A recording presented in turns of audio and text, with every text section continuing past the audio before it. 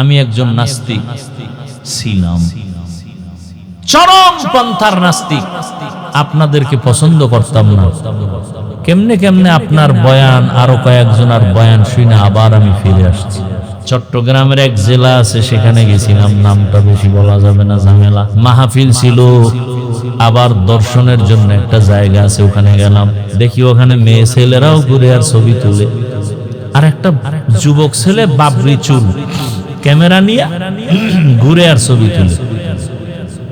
তো আমি যখন চলে আসবো মাগরিবের আগে, বয়ান রাত্রে, তো ওই ছেলেটা ইসা সালাম দিছে, একটা তোয়ালিয়া দিয়া ওর ওই ক্যামেরাটা ঢাইকা, পরে কয় হুজুর কেমন আছেন? ভালো। আমি একজন নাস্তিক ছিলাম, চরম পন্থার নাস্তিক, আপনাদেরকে পছন্দ করতাম না। কেমনে কেমনে আপনার বয়ান, আরো কয়েকজনের বয়ান শুনে আবার আমি ফিরে আসছি। এখন নামাজ পড়ি, আগে নামাজ পছন্দ করতাম না, হুজুরদেরকে পছন্দ করতাম না, আল্লাহ রসুল ইসলামের বিরুদ্ধে অনেক কিছু করেছি। আল্লাহ হেদায়েত দিতে কতক্ষণ? আল্লাহর কসম, যেই ঘরে কোরআন তেলাওয়াতের আওয়াজ হবে, ওই ঘর রহমতের ফেরেশতারা পাহারা দিবে। আরে আম্মা জান, আপনি পারেন না অন্তত কমপক্ষে 5টা সূরা 5 ওয়াক্ত নামাজে তেলাওয়াত করেন, ফজরের নামাজ আদায় করেন। মোবাইলে ঘন্টাকে ঘন্টা সময় কাটাইলেন, 20 মিনিট সময় দিয়া ফজরের 4 রাকাত নামাজ পড়তে পারেন না। মোবাইলে কয় ঘন্টা দিছে?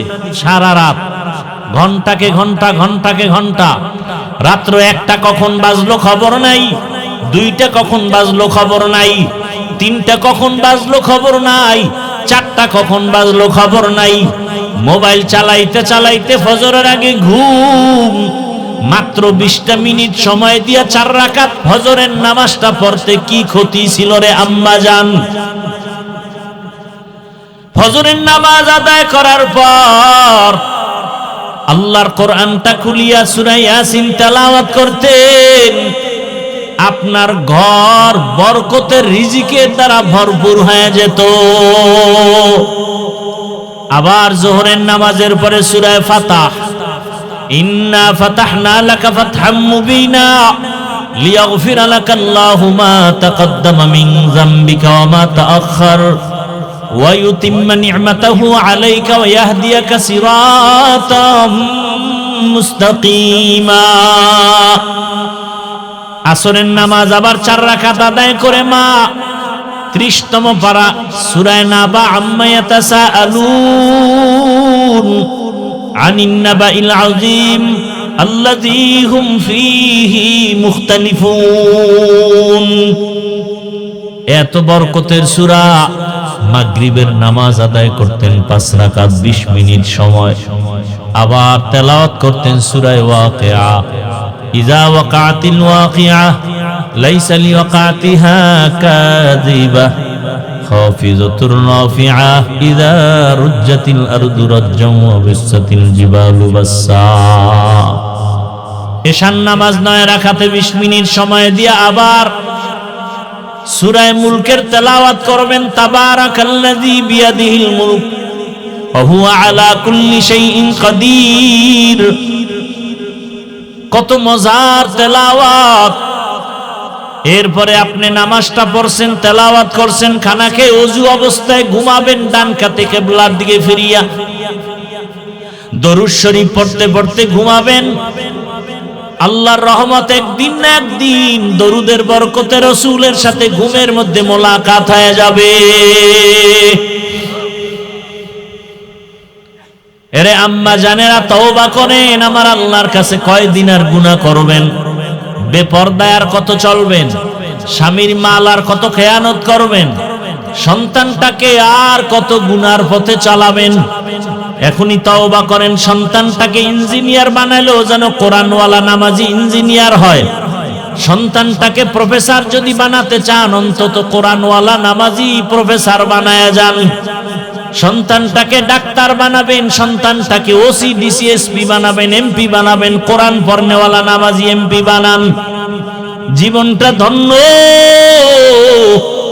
দুনিয়াও আপনার জন্য ধন্য হবে, আখিরাতও ধন্য হবে। ও আমার যুবক বাবারা, একটু চোখ বন্ধ করে তাকায়া দেখো, ঢাকা কলেজের বারান্দায় কত যুবকরা দাড়িওয়ালা পাগড়ি মাথায় কলেজে ক্লাস করে, আছে না নাই? তুমি কেন পারো না? তোমার মতো যুবক রাস্তায় গাড়ি চালায়, 5 ওয়াক্ত নামাজ পড়ে, তুমি পারো না কেন? তোমার মতো যুবক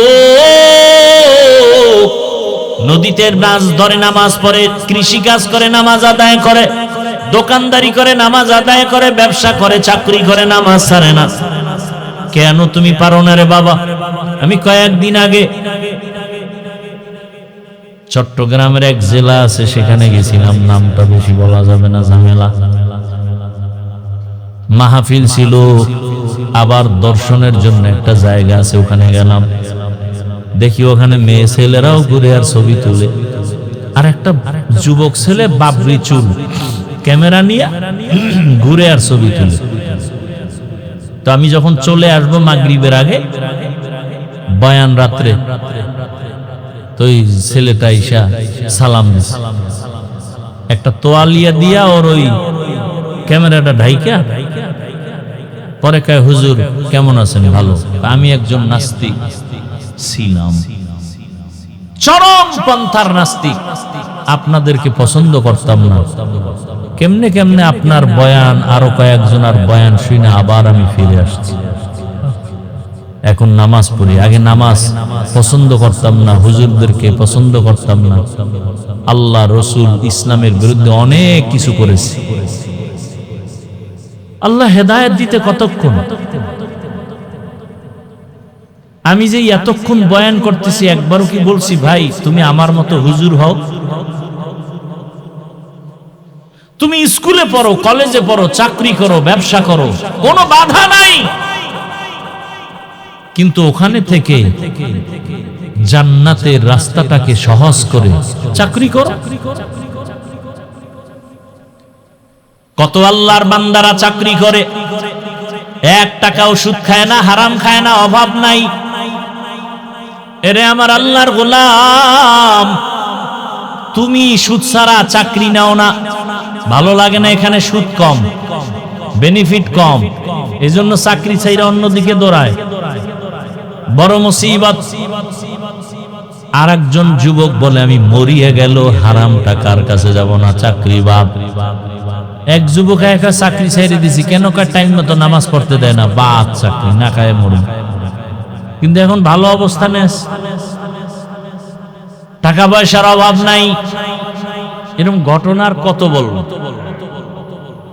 কত আর বলবো। ও আমার যুবক বাবা, অনুরোধ করে বলি, এখনো সময় আছে, তওবা করো। মনটাকে একটা কথা বুঝাইবা,